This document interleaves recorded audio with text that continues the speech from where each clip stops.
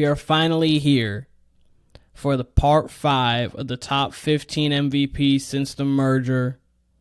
This is going to reveal number 5, 4, 3, 2, and 1.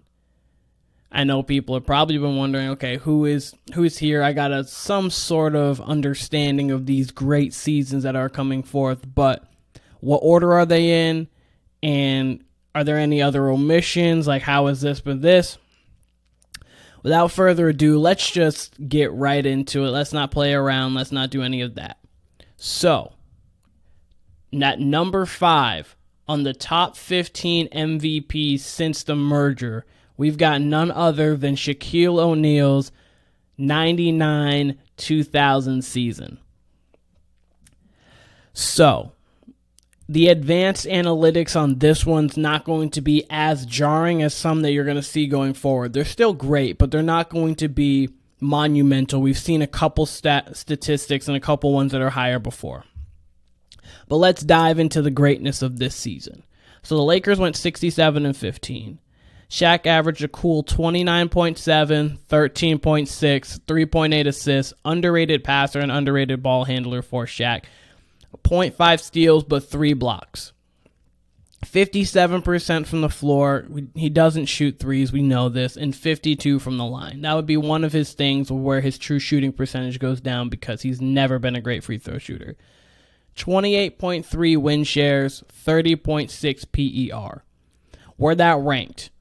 So with his 28.3 win shares per 48, he was 5 above the next 5 candidates. With his 30.6 PER, the next 5 were 25.4. He was 5 above them as well. His true shooting percentage was at 57.8. Box plus minus, that was at 9.3. His value over replacement player was at 9. We've seen KG roughly around 10. We've seen Jokic obviously setting records in that, but setting records with PER and things like that. So why is this season above those other seasons? Again, the counting stacks is 30 and 14 with 3 blocks and 4 assists. That's crazy in itself. He was MVP, second team all defense, and he was the co-All-Star game MVP, him and Tim Duncan. He was the worst free throw shooter of the year, but we know that. First in points, second in rebounds, third in blocks, first in field goal percentage. Highs on the season: 61 points, 24 rebounds, 9 assists, 3 steals, and 8 blocks. How many 30-point games did he have? He had 30. Oh, let me not forget, his offensive rating was at 115. The league that year, they were at a 104, so he was 11 above the league that year himself. Let me get back to it. So, as I said, 30-point games. He had 8 40-point games. He had 1 game over 60. He had none over 50. Okay. 15-plus rebound games, 24. 20-plus rebound games, he had 9. He didn't have any games with 10-plus assists, but that's fine. Underrated passer, but obviously he's not someone like Jokic, like a Vita Sabonis. Goes on. So, best 5-game stretch. Averaged 37.4, 16, 4 assists, 0.4 steals, and 4.8 blocks. Shooting 61% from the floor and 47% from the free throw line. Wasn't great. Was not great at all. So that included his 8-block game, which was the highest, and a 7-block game as well. A 41-17 with 7 blocks. That obviously doesn't include his best game. You heard me say he had 61. That game, 61 points, 23 rebounds, 3 assists, 24 of 35 from the floor, and 13 of 22 from the line.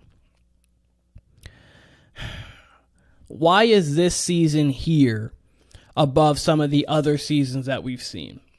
The sheer dominance that he had during this season, remarkable. He was 1 vote off. Someone voted for Allen Iverson, but he was 1 vote off from being the unanimous MVP. Oddly enough, AI got that 1 first place vote, but came in 7th in the MVP voting, so a little odd there. Defensive Player of the Year-wise, Shaq actually came in second, but since Alonzo Mourning won it, and by position, he naturally was in the second team, even though he was the second best defender in the league that year via the statistics and via the voting. He was a center who dominated the entire league. No one could stop him. This was at his pinnacle. He was one of the only players to win All-Star MVP, MVP, and Finals MVP because the Lakers went on to win that Finals, starting their three-peat. Beat the Kings in 5 in round 1. Beat the Phoenix Suns in 5 in round 2. Western Conference Finals, they played Portland. That was Scottie Pippen and that team. Beat them in 7, rather, and then they beat the Pacers in 6. I believe Shaq for those finals averaged around 36 and 15. He was a dominant force this year. And his sheer dominance over the league, in a league that wasn't very offensive-minded at that time, and how he led everybody, is where he got this number 5 spot. Okay. Number 4. Top 15 MVP since the merger. We got none other than LeBron James, his 2008-2009 season. So the Cavs that year went 66 and 16. Great record. LeBron averaged 28.4, 7 and 7 with 1.5 steals and a block a game, shooting 48.9% from the floor, 34% from 3, and 78% from the line. His per 48 win shares was at 31.8, which is tied for third on this list. His PER was at 31.7. That ranges in the top 10 on this list. So his 31.8 compared to the next 5 was at 24.1, so he was almost 8 clear of the next. His 31.7 PER, the next 5 were at 26.9, so he was about 5 ahead of them. True shooting percentage was at 59.1. He had a 13.2 box plus minus, which is the second highest on this list. He had a 11.8 value over replacement player, which is top 6 on this list. So let's dive in a little bit more to how he won this MVP and how he is number 4 on this list. So, he was first team all defense. He actually, one of the few times he came in second in MVP voting. So, he came second to Dwight Howard that year. Dwight Howard deserved it for sure, but he was in second there. From there, he was also All-Star Game MVP as well. Won the MVP. They didn't make it to the finals that year, so he didn't get that trifecta. 7 triple-doubles. He has second in points. He was 6th in steals, and he was 9th in assists. Season highs. 55, 15, 14, 5, and 4. That's points, rebounds, assists, steals, and blocks in order. He had a 122 offensive rating. For that year, the league was at a 108. So he was 14 clear of the league as a whole that year. His win shares at 20.3 was one of the highest in the league, one of the highest on this list in total when you're just going win shares regularly, not per 48. He had 25 30-point games. He had 6 40-point games. He had 3 50-point games. 1 game over 15-plus rebounds. 19 games over 10 assists. So let's go into this 5-game stretch that was phenomenal for him. Average 36, 9, and 10 with 3 steals and 2 blocks, shooting 49.6 from the floor, 31.4 from 3, and 81.4 from the line. None of that includes his best game. He had 2 triple-doubles over the stretch and a 43, 12, and 8 in that stretch as well. His best game of the year would have been his 52 points, 9 rebounds, 11 assists, 2 blocks, 17 of 33, so a touch over 50%, 2 of 7 for 3, 16 and 19 from the free throw line. We know he can be up and down with that free throw percentage, but good game there. So why is this LeBron season number 4 over Shaq? So Shaq's team obviously won one more game, so the winning was right there on each of these cases. MVP voting was pretty close. Shaq was almost unanimous. There was about 12 first place votes for other people other than LeBron this year. But so LeBron was averaging 28. He got Mo Williams up to 18. Then his next were Zydrunas Ilgauskas, Delonte West, Anderson Varejao, Daniel Boobie Gibson, Wally Zerviak, in that order, averaging about anywhere between 8 and 13 points there. When you go to the box plus minus on the season, he was at 13.2. Next was at 2.3. You only had 2 other people above 1, which were Delonte West and Ben Wallace, who didn't even play heavy minutes. He was this team. Take LeBron off of this team. I mean, we saw what you took LeBron off the team. They got the number 1 pick in Kyrie Irving. Take LeBron off this team. This might be a 40-win team, roughly 35. I mean, I'm giving him credit at 40, but maybe 35, maybe. This team would have been terrible without LeBron. He single-handedly this year got this team into the playoffs, into the number 1 seed. So, what happened with the Cavs that year? They got to the conference finals and they lost to the Magic in 6. The Magic ended up losing to the Lakers in the finals. They swept the Pistons in the first round. They swept the Hawks in the second round. LeBron James had that game winner, I believe, in game 3 or game 2. LeBron James at the buzzer as he's getting tackled. It was a great moment for him. It was one of his game winners in the playoffs. More clutch, and people obviously give credit. We don't need to get into what LeBron is, what LeBron isn't. But the Cavs were very good that year. They didn't end up going on to win. But this is why LeBron James, I feel, was over Shaq and is number 4 on this list.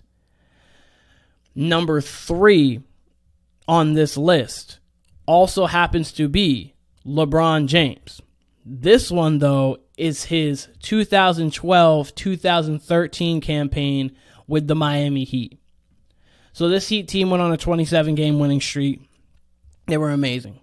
They were also 66 and 16. He averaged 27 points, 8 rebounds, 7 assists, 1.7 steals, and about a block a game. He shot 56% from the floor for a wing. That's crazy. Shot 40% from 3 and 75% from the line. 32.2 win shares per 48. That on this list is going to be the highest. 31.6 PER is going to be in the top 8. Compared to the rest of the league was at 24. So he was 8 clear of the league in win shares per 48. When I always say the league, the next top 5. PER compared to the next 5 was 31.6 to 25.7, so he was about 6 clear of them. True shooting percentage was at 64%, which is crazy. His box plus minus this year was at 11.7. His value over replacement was at 9.9. So, not as great as his year prior, but let me dive into why I think this season is a little better than that other season. The efficiency in which he worked at this year gave that nod to me. I understand he had he had more talent. He had Dwayne Wade. He had Chris Bosh. He had Ray Allen. He had Mario Chalmers. So individually, he had more help to do what he was doing. His offensive rating of 125 compared to the league that year, that was at 105. That's 20 above. So he was amazing compared to the league. Efficient as efficient can get. That box plus minus, Wade had 4. The only other player above 1 or above 1.5. So people still in the box plus minus weren't near LeBron James. So let me go into a couple more of these statistics. He had 4 triple-doubles. As I mentioned, the 27-game winning streak. 4th in points per game, 10th in assists, 11th in steals, 5th in field goal percentage. Season highs, 40 points, 16 rebounds, 16 assists, 6 steals, 4 blocks across the board. He had 25 30-point games. He had only one game over 40. So kind of like KG, he didn't have many huge games throughout the year points-wise.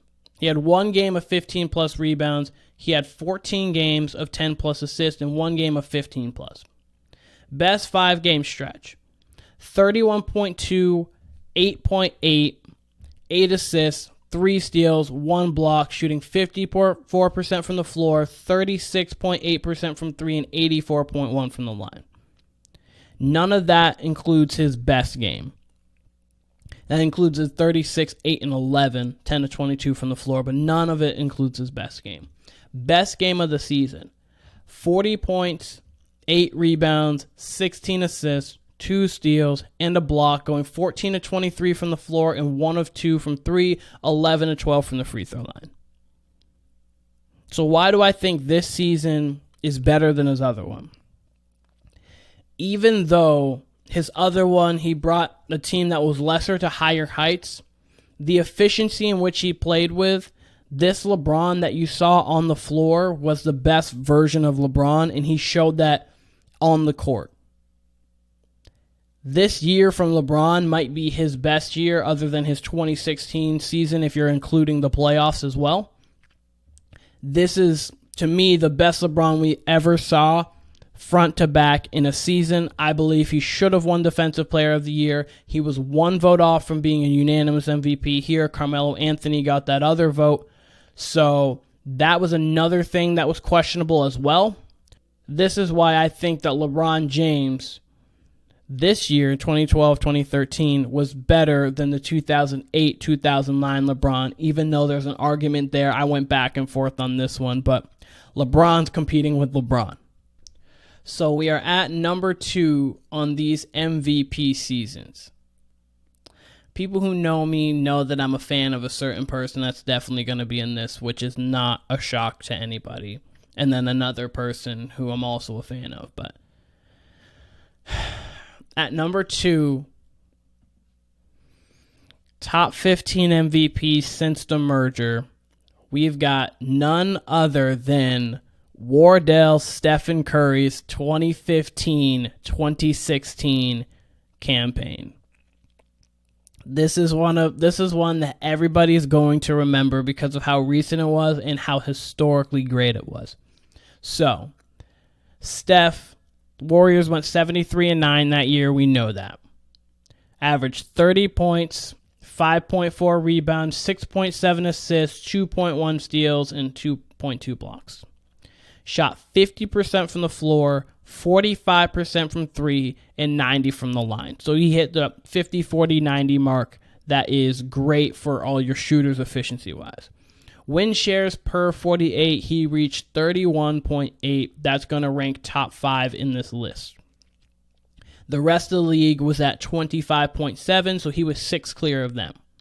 His 31.5 PER was 4 clear of the next 5. True shooting percentage was at 67%, and that's going to be the top on this list. So let's dive in to more of these statistics and why Steph Curry managed to be number 2 on this list. Only unanimous MVP, as we well know. He averaged 30 points, 5 rebounds, and almost 7 assists, and he sat for 24th quarters during the year. His per 36 is 32, 6, and 7. So adding in those 24th quarters, you can assume that his statistics would have been higher than already posed. 2 triple-doubles on the season. He was first in points, first in steals, second in three-point percentage, first in free throw percentage, and 10th in assists. His highs on the season: 53 points, 14 rebounds, 15 assists, 5 steals, 2 blocks. Steph's actually a very good rebounder for a guard. His 125 offensive rating comparatively to the league that year was at 106, so he was 19 above them. You have 11.9 box plus minus and 9.5 value over replacement player. Those are very good. They're not high on they're not the top on this list, but they're definitely rivaling some of the top on this list. So let's get a little bit deeper into these stats. He had 27 30-point games. He had 10 40-point games. He had 3 50-point games. He had no games over 15 rebounds. He had 14. That was his high. He had 10 games over 10 assists and 1 game over 15. His best 5-game stretch. So they were 5-0 in it. He averaged a cool 42, 5, and 7, 1.4 steals, 0.6 blocks, shooting 58% from the field, 55% from 3, 88% from the line, which is oddly low for him. None of those include his best game. I mean, actually, let me not say that. His best game via game score, it doesn't include. His best game and the most memorable game is his 46 that he dropped against the Thunder, going 12 of 16 from 3, obviously hitting one of the greatest clutch shots in regular season history.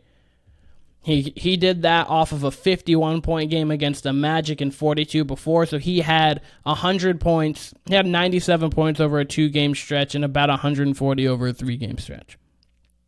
But his best game of arguably his best game of the season was his 53 points, 4 rebounds, 9 assists, 1 steal, went 17 of 27 from the floor, 8 of 14 from 3, and 11 of 11 from the line. So why is this season above the LeBron seasons? And why is this season above every other season but one?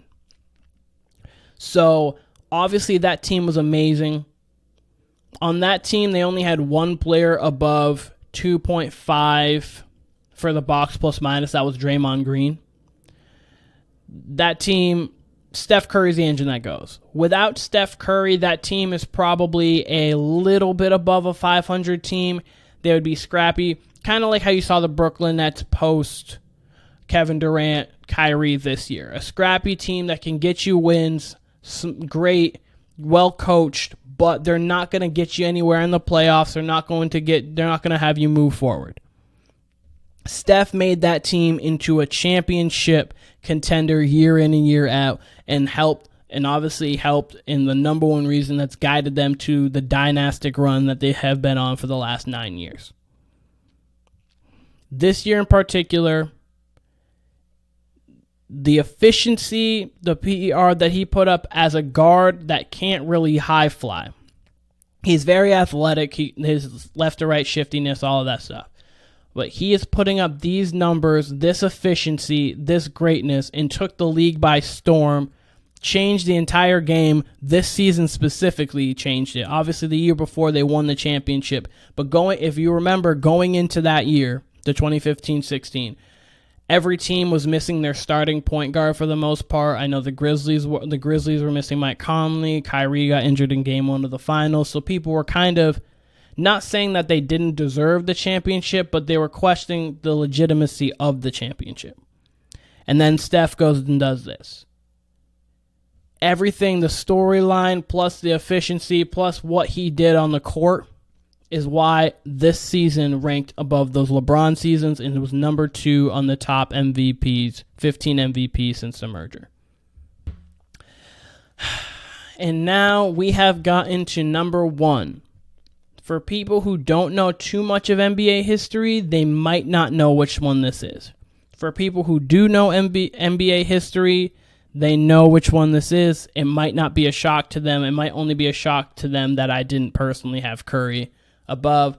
Objective, no personal bias here because of the fact that, as Stephen A. would say, the list is fluid. So the top 15 MVPs since the merger, number 1 on this list is none other than Michael Jeffrey Jordan's 1987-1988 season. So the team only won 50 games that year. But let me go into it. Once I go through these numbers and all these statistics, you'll understand why this is number 1. 35 points a game, 5.5 rebounds, 6 assists, 3 steals, a block and a half as a guard, shooting 53.5% from the field, 0.5% from the field as a guard, 13.2% from 3. We know the emphasis on the 3-point shot really wasn't big at all at this time. 84 from the line. So his win shares, even though he only won 50 games, you see a lot of these teams with the win shares high is because they're at 67, 66, 73 in the Steph case. You see all of the 72 even in Mike's old case. They only won 50 games. He was still at 30.8 per 48. The rest of the league was at 23, so he's 8 clear of them. PER was at 31.7, which is going to rank top 5 on this list. The rest were at 25.3, so he's 6 above them. True shooting percentage, 60%. His win shares of 21.2 regularly without the per 48 was the highest on this list, not named Kareem Abdul-Jabbar like before. So like in these, and since the merger, it's the highest on the list. Let's go into these accolades here. So he won the MVP. He was the defensive player of the year, as you could probably assume from the 3.2 steals and the 1.6 blocks. He was the All-Star Game MVP as well. Won the dunk contest this year. He had 2 triple-doubles. He was first in points, first in steals. Season highs: 59 points, 13 rebounds, 13 assists, 10 steals, 5 blocks. Offensive rating was at 123. The league that year was at 108, so he's 15 above them. Box plus minus was at 13. That is going to be the second highest on this list. The third highest on this list. LeBron had the second. Jokic had the first. Value over replacement player was at 12.5. Crazy. He had 41 30-point games. He had 14 40-point games. He had 4 50-point games. He had 5 games of 10-plus assists. So let's go over this 5-game stretch of brilliance. 44 points a game with 7 rebounds, 6 assists, 3.4 steals, 2.2 blocks, shooting 56 from the floor and 82.6 from the line. This included a 52-point game, going 21 to 34. It also included a 49-point game, 19 to 27 from the floor, with 3 rebounds, 3 assists, 3 steals, and 3 blocks. That arguably was his best game of the season, but not really. His best game, 59 points, 4 rebounds, 6 assists, 2 steals, 2 blocks, 21 of 27 from the floor, and 17 of 19 from the free throw line. He missed 6 shots. Well, really, he missed 8 shots, including free throws. And he took almost 50. So, why is this season above the other seasons? Because he wasn't a unanimous MVP. Bird got votes. This is one of Bird's best seasons. Magic got some votes. Barkley got a first place vote as well. Defensive player of the year, he kind of cleaned house. Mark Eaton got some. Hakeem Olajuwon got some. A couple others as well. But he kind of cleaned house there, won by a wide margin. He is here because his team success, as I talked about, the Cavs would have been probably a 35-win team. This team might have won maybe 15 to 20 games. So his next best player was Sam Vincent. Then Charles Oakley, who was an enforcer. He averaged 12 and 13, had a really good year. Dave Corzine was his next. Brad Sellers was his next. John Paxson. This is when Scotty was super young. He only played 21 minutes a game, averaged 8 points. Horace Grant was young. He only averaged 7 points. He only played 22 minutes a game. So he scored just as many points as the next 3 highest scorers on his team combined. Let's go in to his offensive rating was 8 above John Paxson, but anyone who actually played, it was 14 above them. His box plus minus at 13. The only other player that was even in the positive was Sam Vincent. He was at 0.6. His value over replacement player was at 12.5. The only other people that were in plus 1 was Dave Corzine and Charles Oakley, and they were directly at 1. So Michael was this entire Bulls team. His counting stats, ridiculous. His advanced stats for this time and for overall, ridiculous. So this is why he, on this list, is number one for the top 15 MVPs since the merger.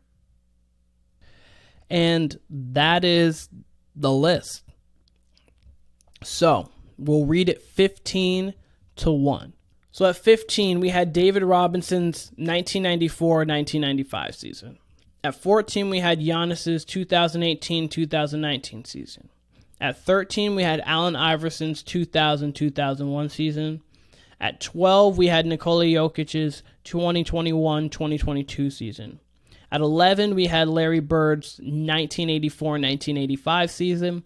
At 10, we had KG's 2003-2004 season. At 9, we had Kevin Durant's 2013-2014 season. At 8, we had Jordan's 95-96 season.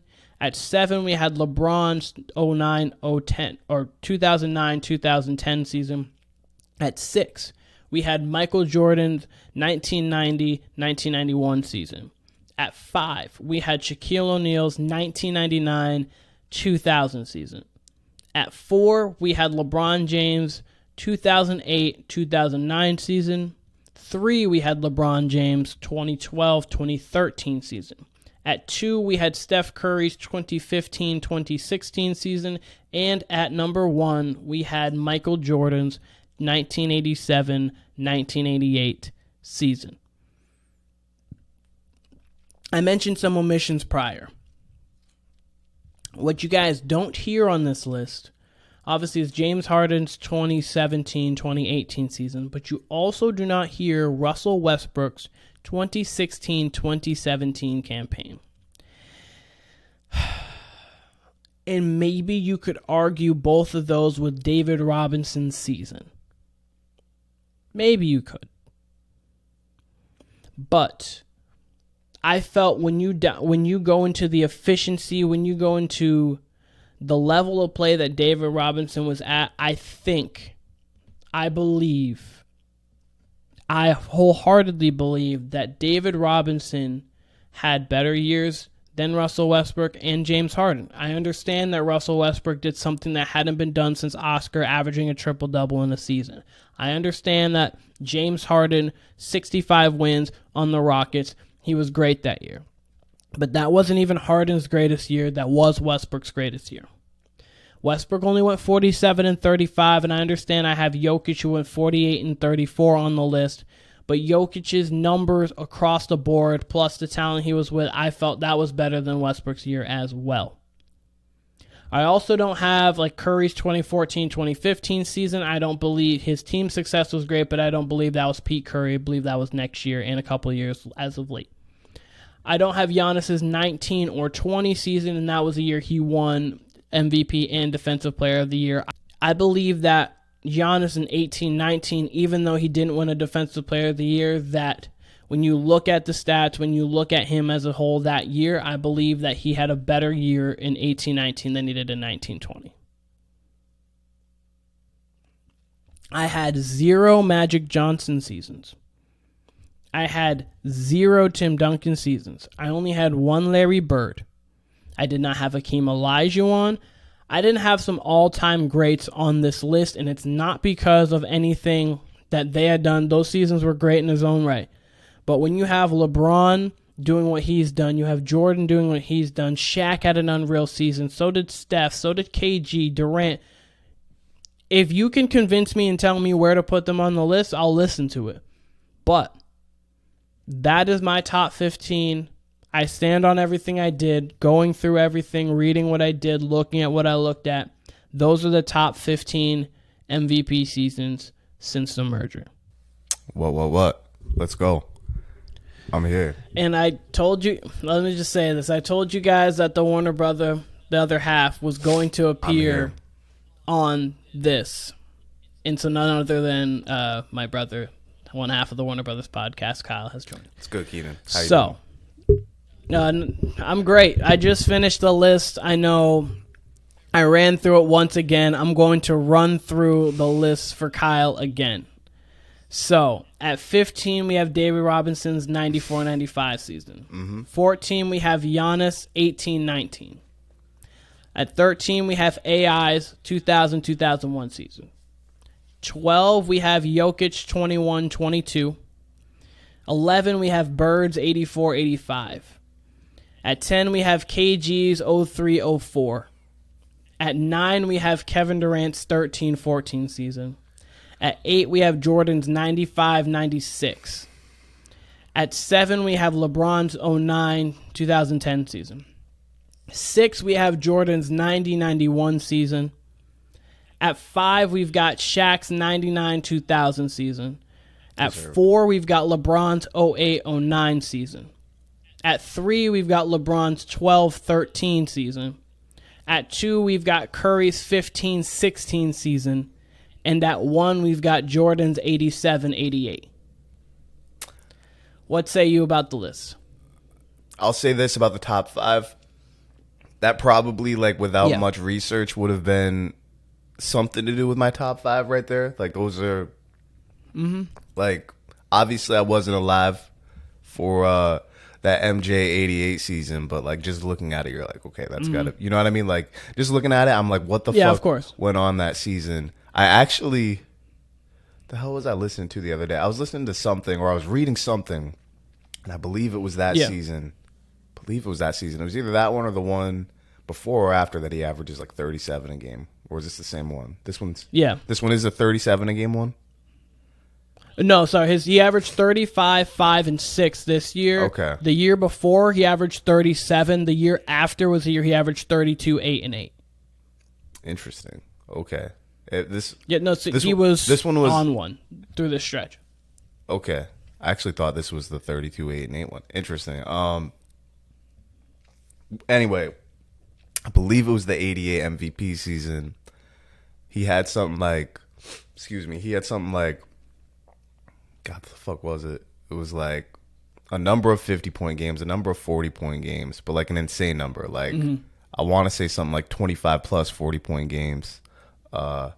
And it was something like 9 games over 20 points and then a couple over 10, whatever. They were all double digits, but everything was like 30, 35 and up. And I'm like, that's an insane level of scoring for an 82-game season. I believe he played all 82 games. But, you know, Curry's immediately comes to mind. That's obviously top 5, was so far the only unanimous MVP, right?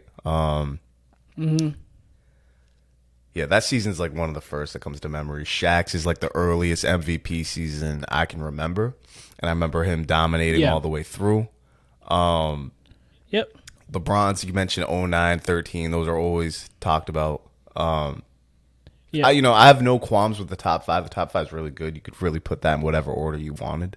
I think it was hard for me to switch. I almost went back and forth. I almost put 08, 09 above 12, 13. It was back and forth with me there, but the efficiency LeBron had in 12, 13 and the 27-game win streak too, guiding that kind of put him above. There you go. So you say that because Curry's involved in win streak too. They had a heavy win streak. They obviously won 73-9. I will say there's some I did not understand on the list altogether. Like I think I might have Giannis's and Jokic's seasons that you have on here probably above Iverson's. Iverson's season overall with the finals is great, but and even the MVP itself is great. I think theirs is more historically great. Like, you know, Giannis only played 32 minutes a game in his season and was putting up Shaq numbers. Giannis is putting up a damn near triple-double and is hyper efficient. And he probably, if I had to look, I haven't looked, but if I had to guess, his is between probably 30 to 34 minutes a game.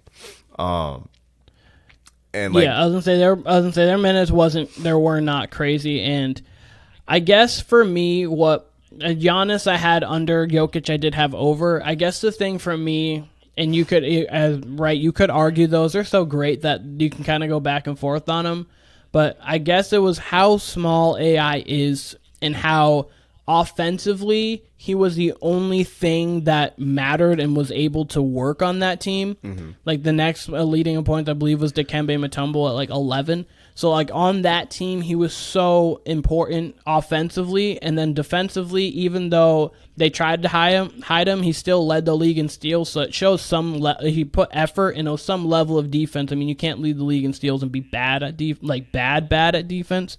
You still can read the passing lanes, pick some pockets, and do those kind of things. So that's what led me there. But at the same time, if you argue the other way, I would listen to it. And I guess like the other ones for me, I've never heard anyone in my life at any point really talk about David Robinson's MVP season. Like I've never had any conversations about it. I've never heard like a podcast topic about it or it being brought up in conversation. But like, and this is for like old heads because again, like these 95, I'm 3 years old. And then I guess it would be 82 or 83. Moses, you had that in honorable mentions. That's one I have heard either like brought up on a list or brought up in conversation a lot as being a real important MVP and like cemented him as the best in the league. So I was interested and kind of surprised by that one, by David Robinson being on. No Hakeem on this list. That one's fairly shocking. Seems how he won Defensive Player of the Year. I think that definitely deserves top 15. It was hard because I don't know. David Robinson at 15 could have been swapped out for Westbrook 16-17, Harden 17-18, Moses 81-82. If you want to say Hakeem's in that season as well, there was a lot of seasons that could have been there with David Robinson. So I understand wondering like if you could have switched those. I don't know where you're taking out anybody else. Like I guess I couldn't take out AI. And then I can't, the top 10 to me is, I just can't take anybody out. I just don't know where I would put them above unless you're putting them at 15. That would be the only thing. But that's 4 people at 15. I mean, hold on, let me look. I'm just looking right here to see. I was going to say, obviously I went through the list, so I went through like 25 different people, or 26 different people, because I went through and looked. Hakeem, I have it right here.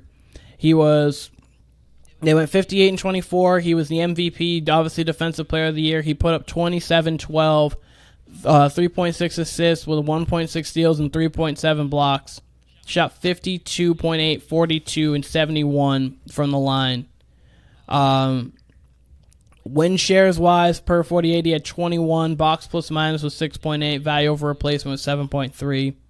So like he put up great stats that year, and I'm not saying he did not, but it was just hard when all these other people did that. But I felt like their counting stats are there, their advanced are a little bit more, and then when you go into like kind of what they did during their stretches was very similar. So I ended up leaning those over Hakeem, but he still had a great year. 100%. I would definitely, like if this was my list, which it's not, I would definitely have Hakeem on there over David Robinson and Moses' 83 season for sure. You know, cemented himself as the best player of the league in a league with Magic, Bird, Dr. J's teammate, Isaiah. You got all of them. And he's looked at as the best player after that MVP. I think that says a lot. You know, especially him being his first season on a new team. Again, that's just one I've heard talked about more. I've literally never heard anybody talk about David Robinson's season. So, yeah, those are 2 I would have on. And who would you take? Who would be the other one you take off? Because Robinson you take off. Okay, I get it. Yep. Where would be the other one? Maybe Iverson. It would be AI? Maybe Iverson. It would be AI? That one's tough for me. I mean, I think MVP and a Defensive Player of the Year for Hakeem is a bit more. I mean, Iverson's is impressive, and you know, I think of Iverson when I think of the year 2001 in the NBA, much like 2000 with Shaq, right? But I would probably, Hakeem just has to be on there. I think Hakeem's MVP that year is much like Moses's, you know, where Moses is like, okay, you're the best player. MJ leaves in 94. whose league is it? And Hakeem, without a doubt, says it's his, and was without a doubt the best two-way player in the league. Cemented it. Got Defensive Player of the Year. Got Finals MVP, which postseason doesn't even matter. That's the thing people got to realize with this award is that it's a regular season award. My I was other gonna say Jordan was 50-32, and they didn't do much in the playoffs in 87, 88. So, and that was number one. Yeah. I mean, speaking of Jordan, that's probably my other thing with this list. His 96 season, I think that's got to be higher than his 91, or it's got to be closer to the top 5 for me. If you're going, like, Steph deserves to be number 2 or number 1, given that they went 73-9. I think MJ at that point going 72-10. This is after getting kicked out in the semis the year before. 72-10, and you're owning the league, and you're the best defensive player at your position. You got first team All NBA that year. He swept the regular season, the season really. Got I believe All-Star MVP. You did Finals MVP again. Finals MVP, All-Star MVP. He was one of like 8 people to ever do it. I kind of think and he did it twice. I kind of think if you if you set a record, break a record like that, like the regular season wins record, I think that should boost you a little bit. I think 8 is hella low for that. I really do think that's too low. I think that should have been, if not in the top 5, maybe at least 6. So you would just switch the Jordan 91 with 95, 96. I get that. I understand what you're saying by that. I feel Jordan's individual greatness was a little bit better in 90, 91, but I understand the historical numbers that he hit in 95, 96. So I would say it's probably, I can, like, some of these I see the argument. I would argue it's greater in 96 if your team goes 72-10. I would say his individual greatness is probably better in 96. The talent that he had on that team was greater.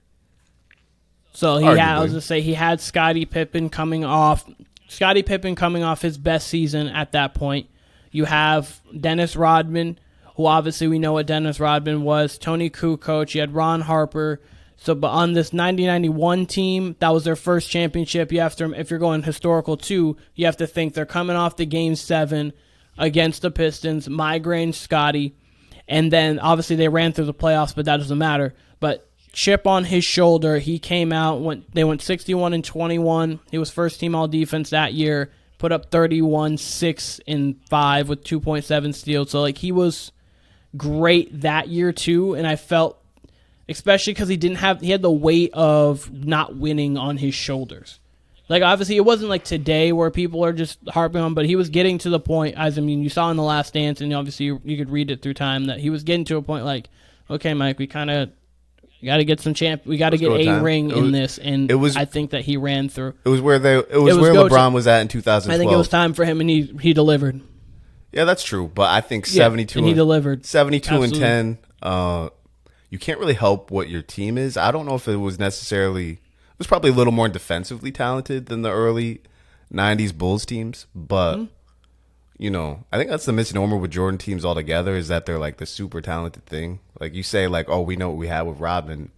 People throw Rodman out there. Rodman's very much a one-way player. He's very much a defensive player, and very much as close as a zero as you can get on offense. Like a very smart passer, but as far as a scoring option, you're not getting anything with Rodman. You're basically playing 4-on-5. So I don't know. 91. No, I'm just saying, like Rodman. But that defense turns into offense. Sure. Like they got on the break because of it. A lot of what Rodman did, and like he didn't have to.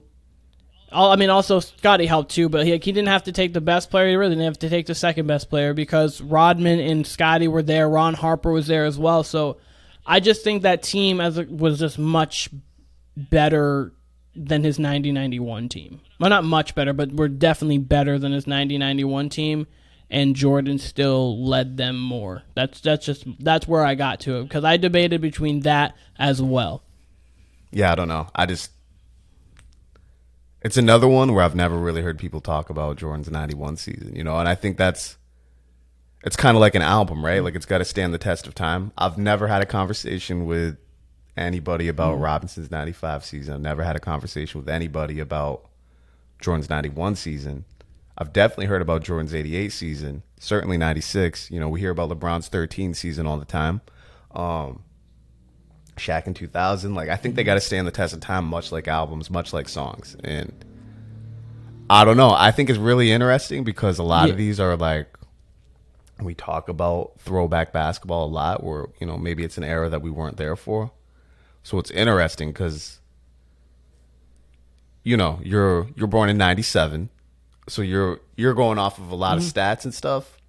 And I guess had I made it, I would have gone off of like more anecdotes. So I don't know, it was interesting. And I think it was a good list. And I think your list came out balanced. But I'm very surprised by like, or not surprised, but I would just have someone like MJ, 96, closer to the top 5.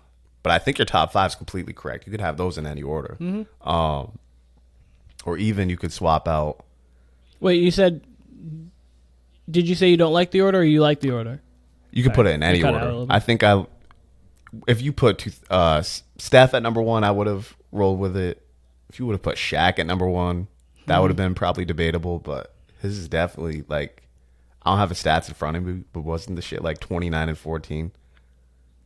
And like 3 blocks probably. Yeah, it was 29.7, 13.6, 4 steals, 3 blocks. Or sorry, not 4 steals, 4 assists, 3 blocks. If you went just finals performances, like if you want to make a list of just finals performances, you could make a strong case for Shaq's 2000, 2001, or 2002 being up there in the top 5 because his numbers in the finals. It would probably number 1 would actually that, you know what, that's a list. And number 1 would probably be Mike's 92, 93, honestly. That's one that I don't feel like it's talked about enough. He averaged over 41 against the Suns. I don't think finals 55 point. Like, I don't think finals series stats in general are talked about enough. I feel like MVPs and, you know, overall performance in the playoffs talked about more than like what were your stats in the highest, literally the highest level of the game, the finals. What were your stats for this 6-7 game period? You know, sometimes 4 or 5 game period, but you know, especially if it's a long series. That's something that I might go into because I know because I'm planning on obviously doing more lists, obviously including you, whatever. But another one I was going to go into soon was the top 15 NBA teams of all time because I think there are some teams that we obviously bring up. 16-17 Warriors, 95-96 Bulls, 85-86 Celtics, 86-87 Lakers, 82-83 Sixers. I don't think it's talked about enough with how great that team was. So there are just some teams of 2012-2013 Heat, another team.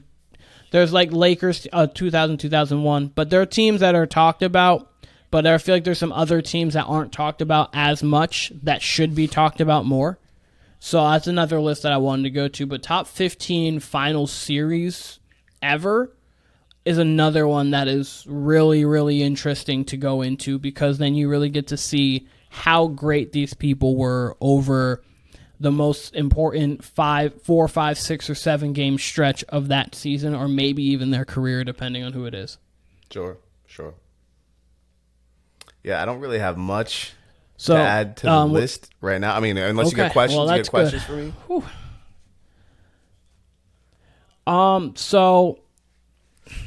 How do you feel about me having Kevin Durant at number 9? Because that 13-14 season, I also don't feel like it's talked about enough. Like, do you feel like it's too high, too low? I originally thought it was too high, and I still might think that. I will say, like, when you're reading off the stats, I'm like, damn, I didn't realize, like, what, he averaged like 32 that year or some shit like that. Yeah, he averaged 32, 7, and 5 that year, and that was the year Westbrook only played 41 games. Yep, Westbrook was injured that year. He was pretty much the team. I do remember. He almost won a unanimous MVP. LeBron's the only one that got other votes. Couple things about that season. The 2 things that I remember the most about that particular season, or 3 things. I think you mentioned his best game was versus the Warriors, and he dropped like 52 or some shit, 54 maybe. Yeah. And I remember that game. I actually remember watching that game. Yeah, at 54. I think his best game, though, was, I believe it was against Toronto, and he, like, willed them to a comeback. Like, I just remember it was, like, a Friday night, and he was going crazy. Like, Westbrook was out. They were wearing those ugly-ass dark blue jerseys, and I'm pretty sure he, like, just dragged them just went on a scoring rampage and just dragged them out. Like that's the game I remember the most from that season from him. That, and they build up this. I think it was like before or after the break.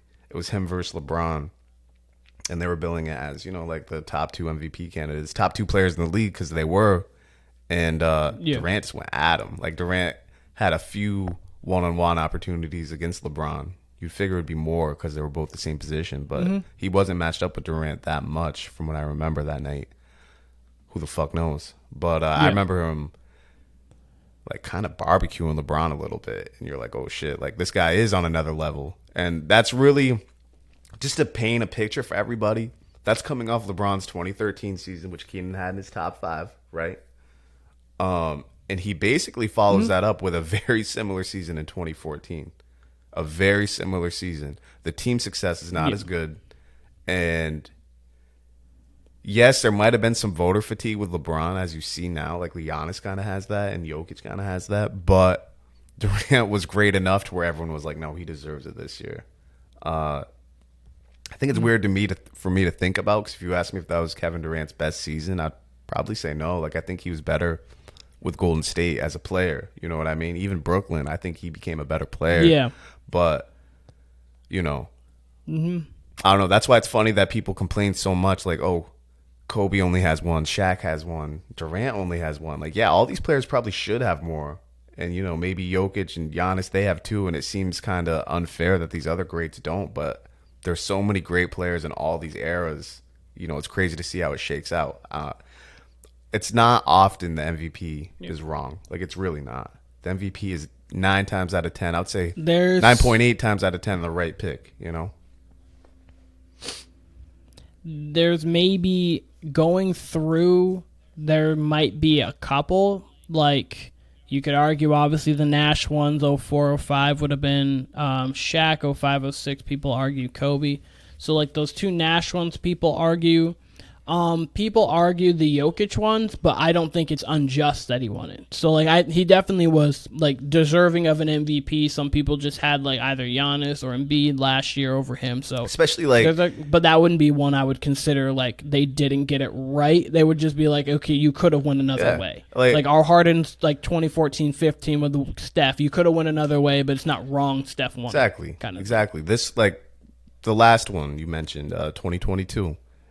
It's funny because it's so much like this year's. Like this year and last year were literally the same as far as there was a week to go in the season, and we're all talking about Embiid, Giannis, or Jokic. The 3 people, like exactly the same.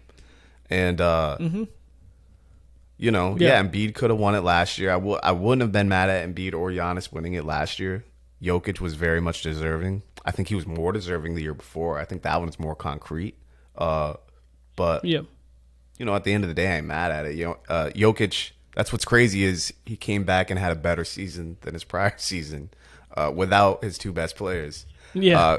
You know, but you listen to the internet and you listen to some media pundits tell it, like, they act like he just got it because, I don't know, he's the media's favorite, which, is, you know, that couldn't be farther from the truth. He's not going to get it this year. You know, I would bet money that Embiid ends up with it.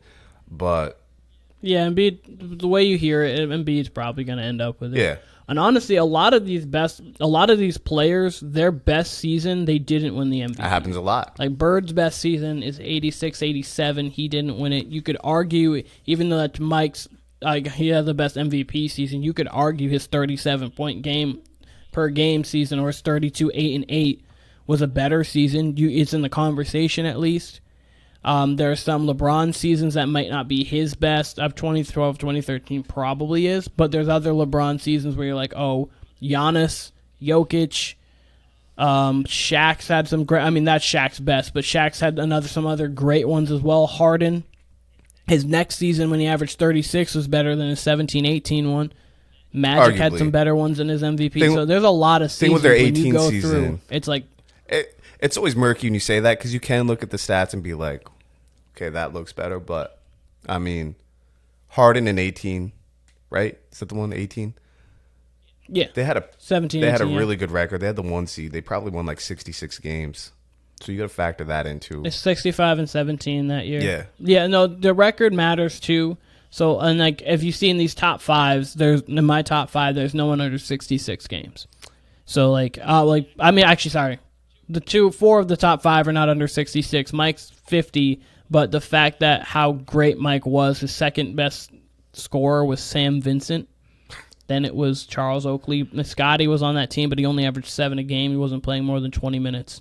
So, yeah, that team didn't have people, and they still were great. I just want to dead all the talk of MJ played with this insanely talented team, because they were honestly usually below. Once you get past Horace Grant in those early 90s teams, it's crazy. You just don't have a lot of talent. Not to mention winning with Horace Grant as your third option. If someone was doing that today, people would be all over the place with that, or overrating Horace Grant, knowing the way the discourse is now. I'll say this. You ended this at a perfect time because, A, the regular season MVP has not been released for 2023 yet. And Durant said something amazing yesterday. I love listening to whatever Durant has to say. Sometimes I think he's on some bullshit. Not really, though. I think for the most part, he keeps it pretty real. Because Draymond, I think, is on some bullshit. And we'll talk about Draymond on our next podcast more. But Kevin Durant said the other day, and this is 100% true, I feel 100% the same way. He said that the MVP used to have this mystique to it. Even a few years back, I would say. Yeah. And it's talked about so much, and it's true. People literally will talk about 2 weeks into the season, who's your MVP right now. And it's talked about so much. Mm-hmm. And the NBA.com, they do an MVP ladder. And they'll basically tell you what it almost is directly in line with what people are saying at the time too, as far as voters or potential voters. So it's true. It's talked about so much. You already people's mind are already made up. Game 75, game 65. You know what I mean? People don't let the full 82 go. So you're talking about it all year, that by the time we get to game 82, I think we did a pretty good job talking about it, because we talk about it here and there, who's your MVP right now, da-da-da, brief check-in. But, these people who are in the media and these people who do have podcasts and have votes are talking about it all year. Mm-hmm. Twitter's talking about it all year. So by the time you get to year 82, everyone's already got their opinions, and they're entrenched in it like it's a political candidate. And it's just something that the MVP wasn't even 6 to 10 years ago. I can't really pinpoint when it started, but, I would say... really over the past 10 years, the conversation about it all year has turned up more, but I would say over the 5 or 6, it's been worse. I don't know. I could be completely wrong, but it's annoying as hell. I do know that. No, but you're right. You're right, because they put out, they do in February, they have all the voters to put out polls of do their vote of who they would have at the MVP at that point. And there's just so much with that. Plus you have the NBA ladder. Plus you have sports shows talking about it. Mm-hmm. It's fine if you're talking say Sixers, Nuggets, big game, Embiid goes off. It's fine if you're talking about the game Embiid, how great Embiid is, and then you mention he's probably my MVP right now, or he'd be in that. That's fine. If you're just mentioning it in passing as you're going on in that. But instead of having A blocks conversations about who's the MVP, you have to get 7 different people on it. It's let the season go out. I don't need to know. The MVP is not decided at game 52. It's not decided at game 62, 72. It's decided at 82. Because, again, as we've said, the last 2 seasons have came down to the last week between 3 people. So you couldn't have... So people who came into game 80 or 68 already saying, yep, Jokic is that, when Giannis is going on great stretches or Embiid's going on great stretches. It's hard to do. Jokic last year, his stretch towards the end actually was his best 5-game stretch for me in my list, because he was phenomenal. And that's really, for me, where I was okay, if he wins it, cool, because he deserves it there. But my personal, I had Giannis last year. But he averaged over that 5-game stretch 38-16 with 6 assists, shooting 64% from the floor. So it's I get it. 2 responses to that. One, real quick, I really wish you would have done a 10 or 15 game stretch, what their best 10 or 15 game stretch over an extended period of time, because I think that would have been interesting. Because 5-game stretch, you're going to get more ridiculous numbers, which I like. But I would have been interested in a 10-game stretch. But that's cool. I mean, either way, 5's good. But, Yeah. you know, we're talking about the NBA and its discourse around the MVP and the awards in general and just how disgusting and nasty it's gotten over the last few years.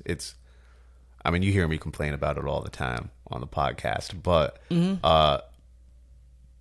in general, I think it's that way. By the way, it's only going to get nastier with these Eastern and Western Conference Finals MVPs. Like, that's only going to make it nastier over the next 10 years when people start really throwing Western Conference Finals MVP and Eastern Conference Final MVP into this bullshit.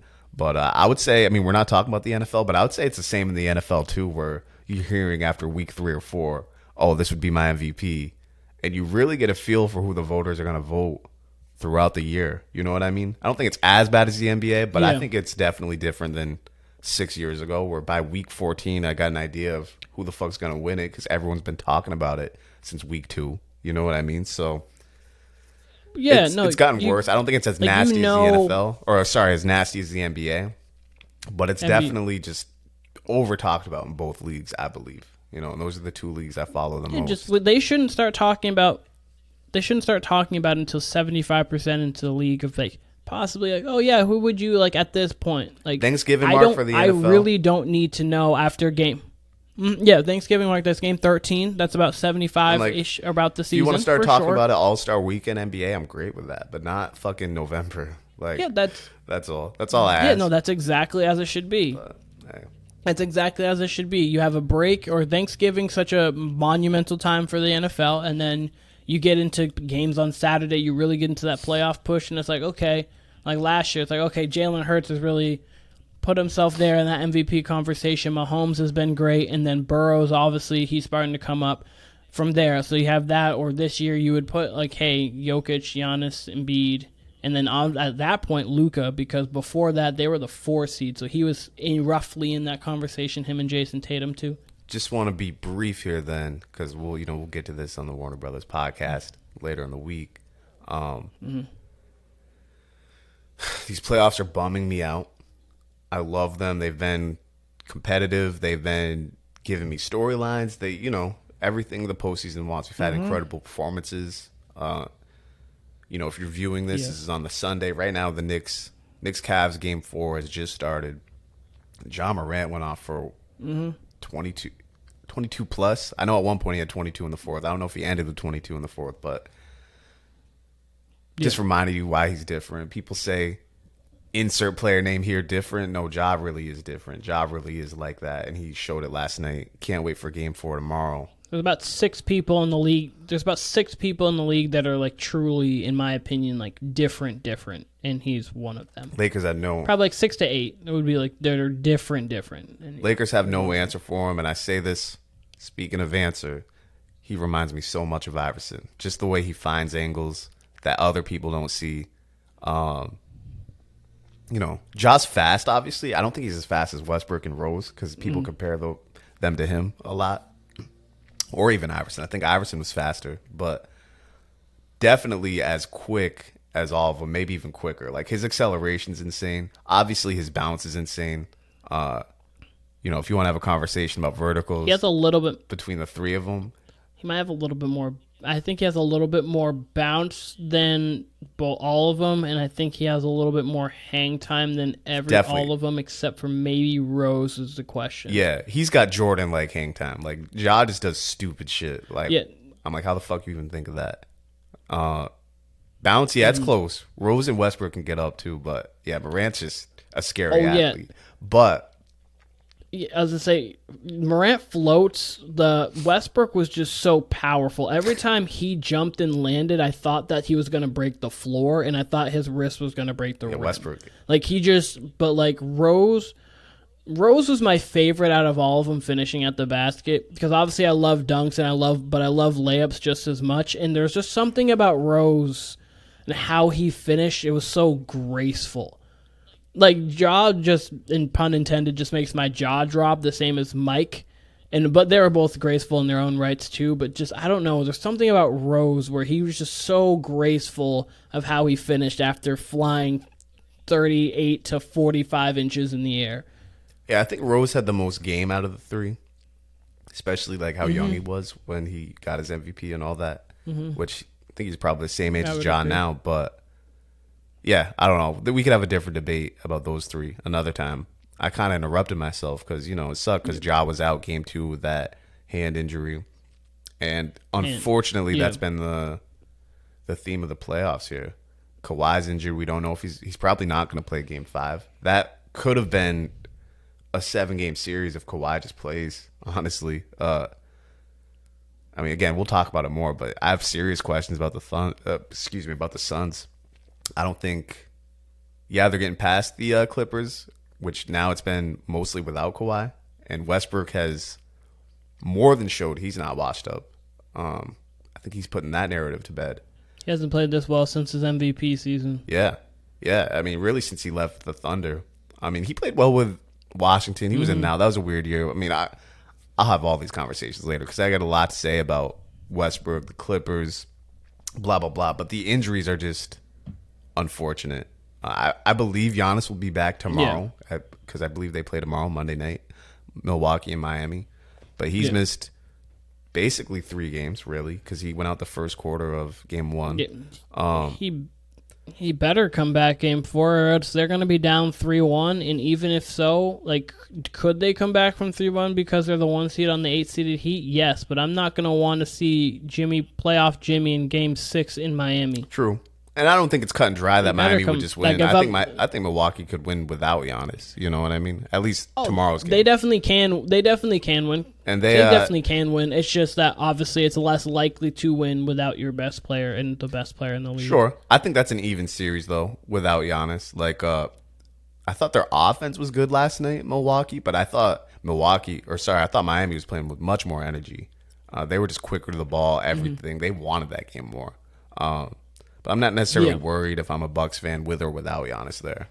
If it's 3-1, sure, but I think that's a very winnable series from Milwaukee anyway. But you don't – Miami Heat, man, you're going to give – I'm getting on all these topics, but I think the Miami Heat remind me of the Patriots so damn much. Like, not the Patriots of today, but, you know, peak Patriots where it's you can put whoever in there. Like, I genuinely think if you give Miami an all-star, just one more all-star – throw them on the roster, that's a contender because they're not afraid of anybody. They are so much more physical than every other team in the NBA. Like, when you're playing against Miami, you're playing their style regardless.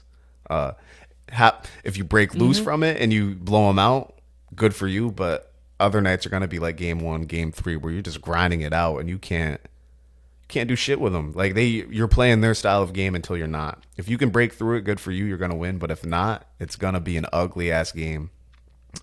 Again, I keep getting away from the topic at hand, which is these bullshit injuries, bro. Like, I'm so sick of... Yes. It's unreal. It's every playoffs, and it's always been every playoffs ever. But I feel like every year it's more and more and more stars. And I don't understand it with the load management. I just don't understand it. I really don't. Embiid, Stan Van Gundy made a point again when you're watching Warriors Kings. It was like, hey, the Kings didn't load manage all year. Their stars played all the time, and they seem to be the healthiest team out of all.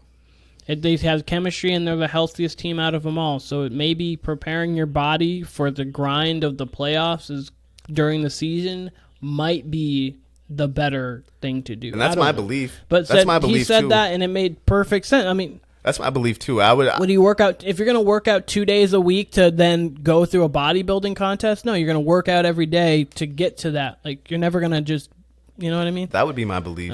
That's just me though. In the case of Embiid, it just seems unlucky because he's been mostly healthy.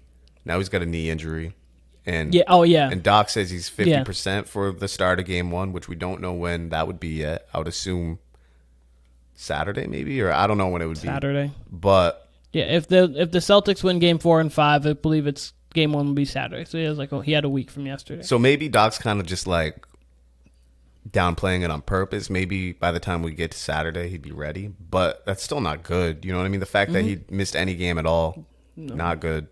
Giannis with his back injury, he should be back. Ja, you know what I mean? I mean, as reckless as he plays, he's always an injury risk. I thought that hand was broken for sure. Apparently it's not. And, who's the other one? out with a knee injury right now. Oh, Kawhi. He's just fucking unlucky. I can't believe it. I am very interested to see what happens to that team this offseason because it looks like they're going to lose tomorrow. It's just unfair. It's just this type of shit that I hate because it is. I have conversations with people from time to time, and we'll talk about playoff series of the past, and we'll be like, we'll talk about who won or who had a really good chance of winning. And people will throw out a team and be like, oh, we'll say, I'll just make this up, but, oh, Dame was injured that year. And they'll be like, oh, it wouldn't even matter, though, if Dame was there. They'd still lose. You don't know that. You know what I mean? Like, you just really don't. Like, this Clipper series is a perfect example because Westbrook by himself, and it's not by himself, but you know what I mean. Westbrook as the catalyst is going neck and neck with the Suns right now.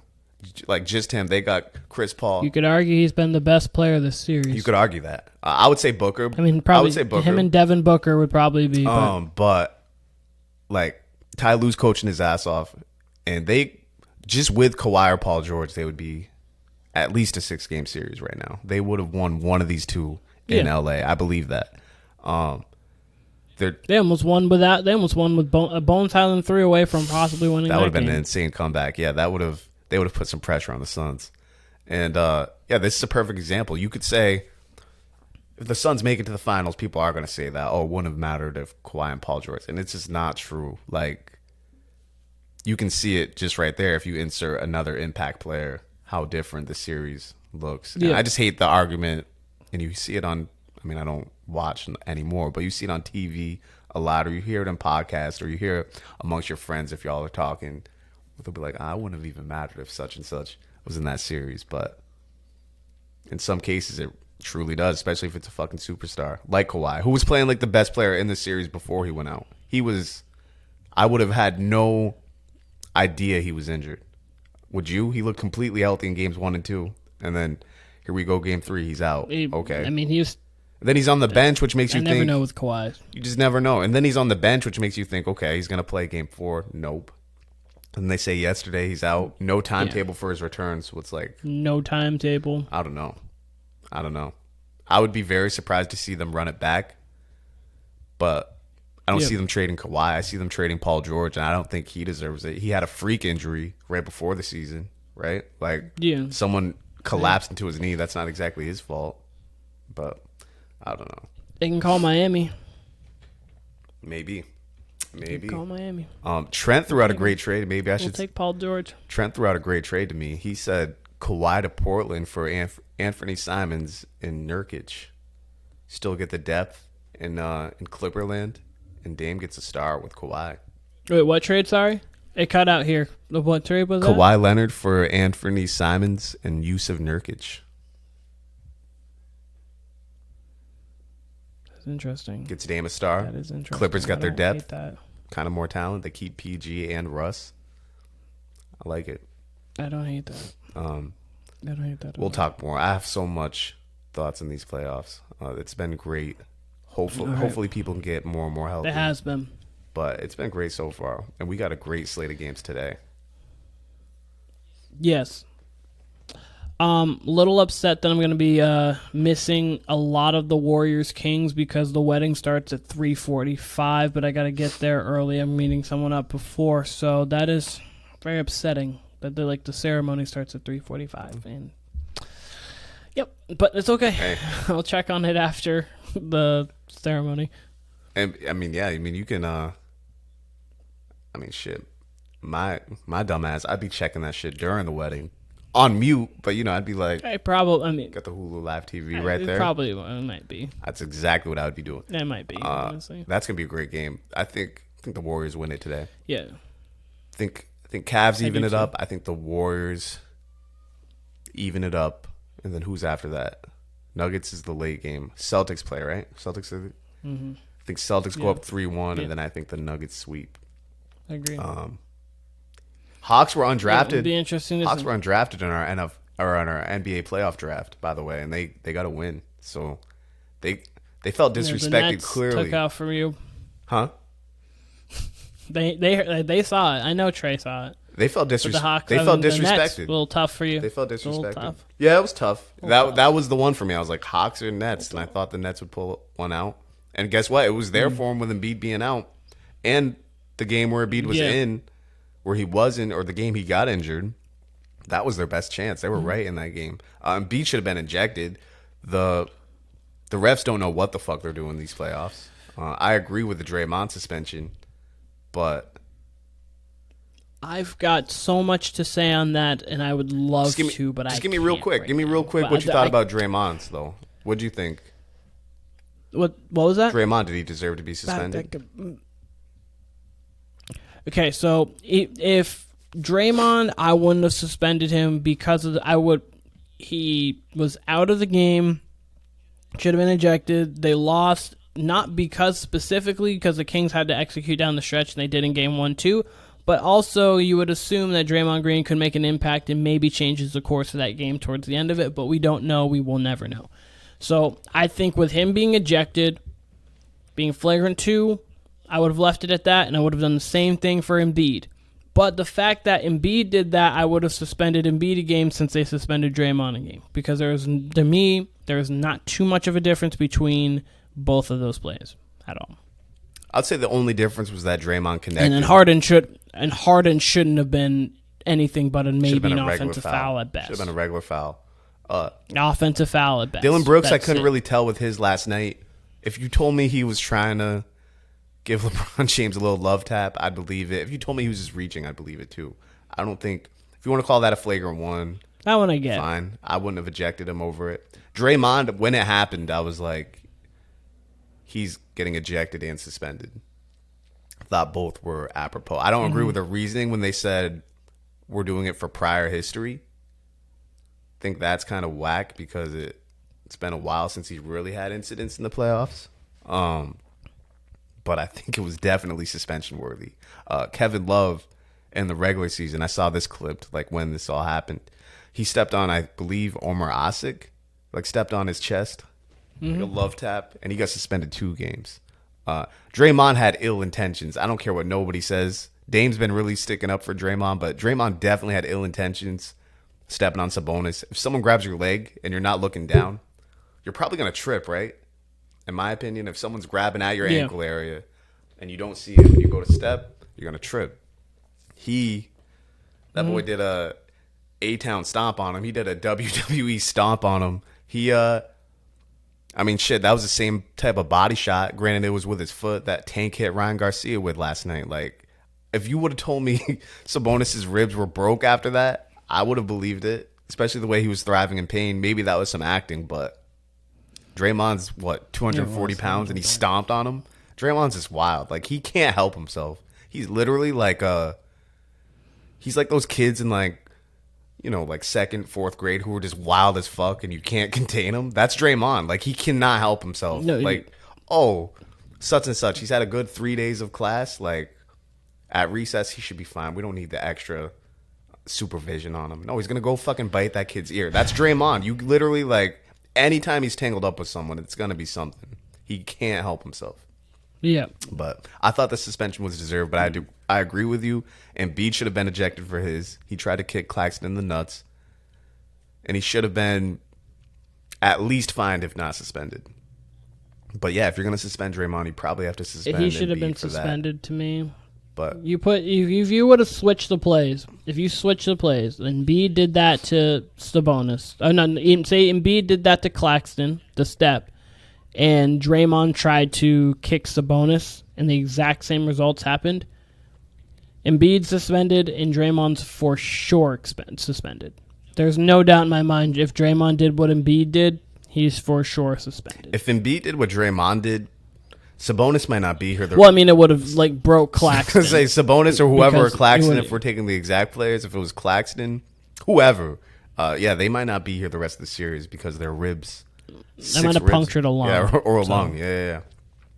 I got a lot to say. You're gonna get me started, and you got to get out of here. And I've got a lot to say about these playoffs. I do. So, Kyle, thank you. I know we did like a mini little pod at the end of this, but that's fine. We haven't talked about it in a little over a week. To be expected. Thank you for coming on and giving your opinions. Yeah, actually, yeah. Thank you for coming on, giving your opinions on the list. This was Anytime. the top 15 MVPs since the merger. The Warner Brothers podcast will be back as normal. We're letting the playoffs, go on a little bit before, but we have so much to say about it, as you can clearly see already. So we'll be coming back soon. Thank you again, Kyle. And this list. We're going to have another one soon, hopefully, but top 15 MVP since the merger, and we're out.